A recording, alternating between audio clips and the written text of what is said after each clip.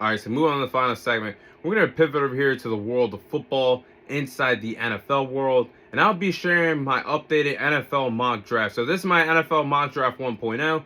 I only have 10 selections currently on the board right now, so how this segment will work, I'll start at number 1 and go all the way to number 10 in that particular order.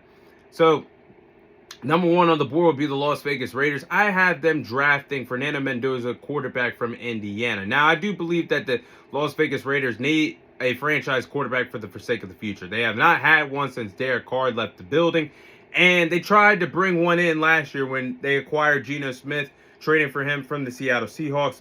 That didn't turn out well, and it was currently a waste of time.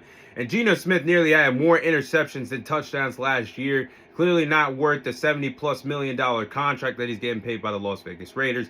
Clint Kubiak, their new head coach, needs a new franchise quarterback to help them compete with the Las Vegas Raiders and build something in Vegas. Plus, they're playing in a dangerous AFC West division filled with talented quarterbacks of Patrick Mahomes, Justin Herbert, and Bo Nix. Fernando Mendoza is the top tier pick here. They can't go wrong. He's going number 1 overall. Number 2, the Jets are on the board. I have them drafting Ruben Jr., edge rusher from Miami. Now, this New York Jets team needs a true reset on the defensive line after they traded their best player and their true difference maker, Quentin Williams, to the Dallas Cowboys. And I think Ruben Bain can really be a solid edge rusher for the New York Jets. Really the difference maker that the defensive line is looking for. He's really good as an edge rusher, getting pressure on the quarterback, getting sacks. He's really good at stuffing the run. And he would be a true game changer for the New York Jets on the defensive line for them.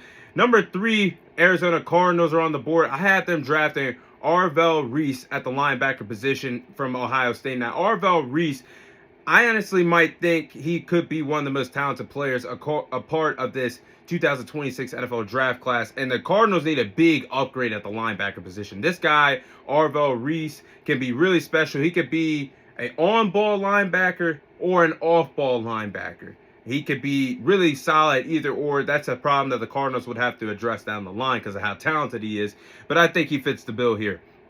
Number 4, the Titans are on the board. I had them drafting David Bailey, edge rusher from Texas Tech.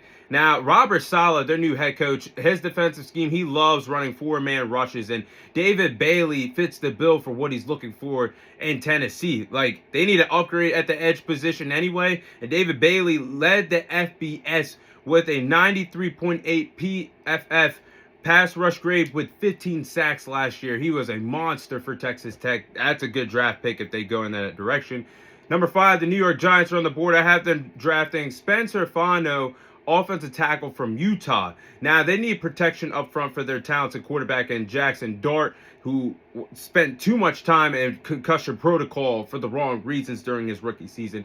I think you can't go wrong with an offensive tackle at number 5.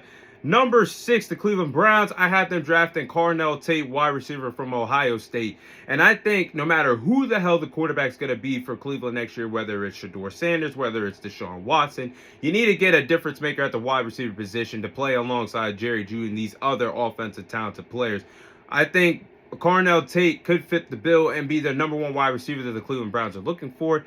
Number 7, the Commanders on the board. I'm a Cowboys fan. I don't want them to do it. I'm going to go with Sonny Styles, linebacker from Ohio State, being drafted here. Now, Bobby Wagner, their middle linebacker, his future with the team is uncertain, and they could be looking for a difference maker at the linebacker position. Sonny Styles is an old-school linebacker that really is a physical guy, a thumper guy that can make a lot of open tackles and be a true difference maker for any defensive team that's looking for an upgraded linebacker. Number 8, the Saints are on the board. I'm going to go with Makai Lemon at the wide receiver position. Now, Tyler Shue actually stepped up towards the end of the season and was balling out. And I think Makai Lemon, as I get tongue-tied. Makai Lemon playing alongside Chris Olave at the wide receiver position could do wonders in Kellen Moore's offense moving forward for the New Orleans Saints on the offensive side of the ball. Number 9, the Chiefs are on the board. I had them drafting Jeremiah Love, running back from Notre Dame. Now, I think the Kansas City Chiefs would fall in love with this pick, and I think Jeremiah Love fits the bill for them for what they're looking for, because the offensive side of the ball for the Chiefs, yes, they struggled last year. Yes, there's things to fix. Yes, Patrick Mahomes is coming back from torn ACL, But something they were missing, especially in the first half of the season, was the running game. Like, I think for the first 6 weeks of the season, Patrick Mahomes was the leading rusher for the Kansas City Chiefs.